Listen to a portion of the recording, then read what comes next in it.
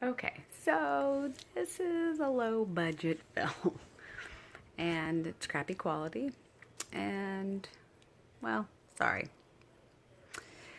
I'm going to talk about Galaxy's Edge, Florida. Now, if you are a super fan, then maybe it's not a place for you. I thought it was awesome. I personally thought that it had so much, it had a wow factor to me. You know, it may not be a world that you can connect to, but I think that was why it was called Galaxy's Edge. The idea that you are bringing the edge of Star Wars worlds together in one spot. And yes, things are not to scale, and they're not exactly the exact copies. But you can't make everything to scale. If you've ever been to Disney World, there's a lot of things that aren't to scale. A lot of characters, um, castles like the Beast. Come on, that's not to scale. Rapunzel's not. It's not to scale.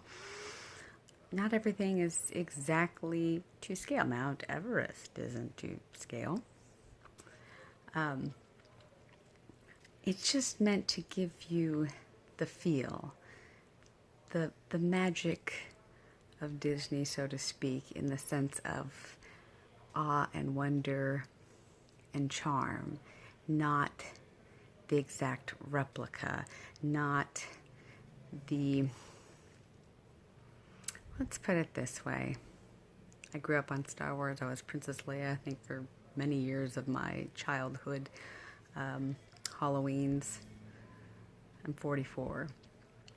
I grew up with Star Wars, but I am not a super fan. I love it, but I'm not a super fan.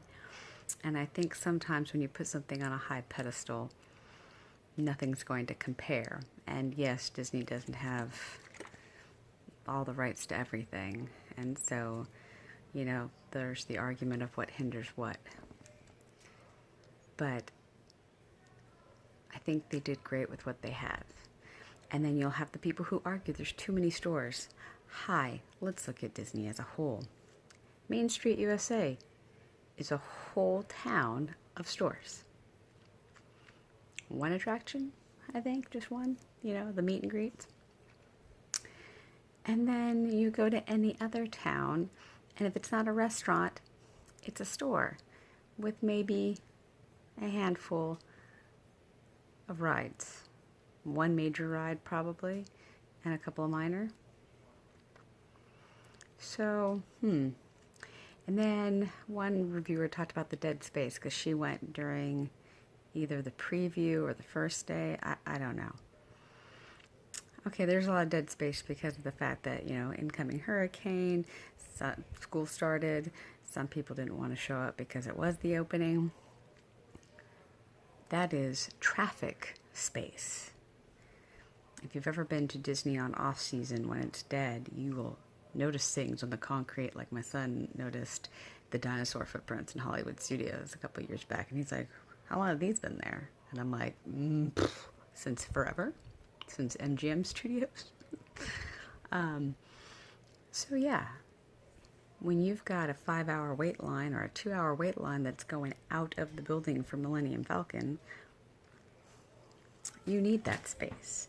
When you hit peak season during the summer, you're going to need that space because otherwise you're shoulder to shoulder. And in times when you've walked down Frontierland or Fantasyland or Main Street USA, you know what shoulder to shoulder feels like, and it sucks. So, and then the Millennium Falcon. You get 6 people. Don't do the single rider. You might think it's worth it. And if you've been on the ride multiple times, sure.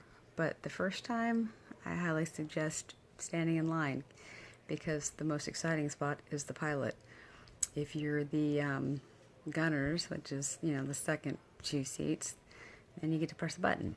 I don't know what the engineers do, but that's generally your single rider spot. But I'm assuming not uber exciting. The pilots get the most exciting spot. I got to pilot it, and I was like, this is cool. Some will say it's just one big video game. Okay, so is a lot of the rides. A lot of the rides at Legoland. There's rides at, I want to say SeaWorld, that have score. You've got the Universal Studios Men in Black ride, or what are the Buzz Lightyear? They keep score. There's nothing wrong with that, and it's more the money that you made than I think the score. But it was a fun ride. I had a blast. I was like, this is so cool.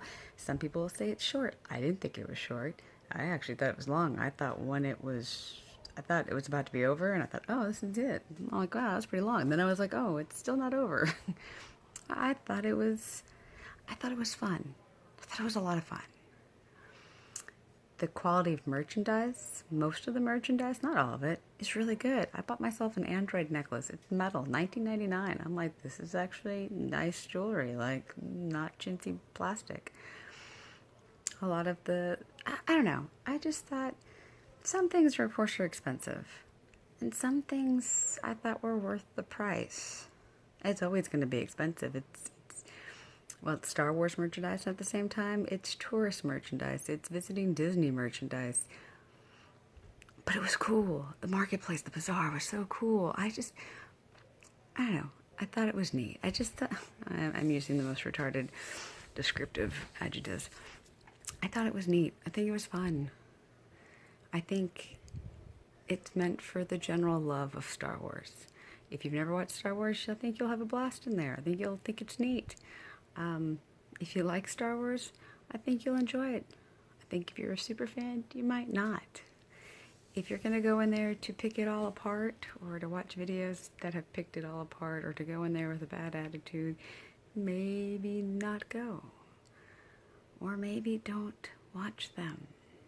Go in there with a blank slate and just try to enjoy it. Try to have fun with it. I had fun. I thought the food was creative. I thought the android on a cart to sell goodies was cool. I thought the decorations in general were cool. I don't regret it. I thought going there on the second day was great. And I think anybody who likes Star Wars or just has a kind of interest for something different, I think will enjoy it and have fun. Anyway, that's my take. There's probably other points I would have wanted to make, but at the moment I can't think of any. So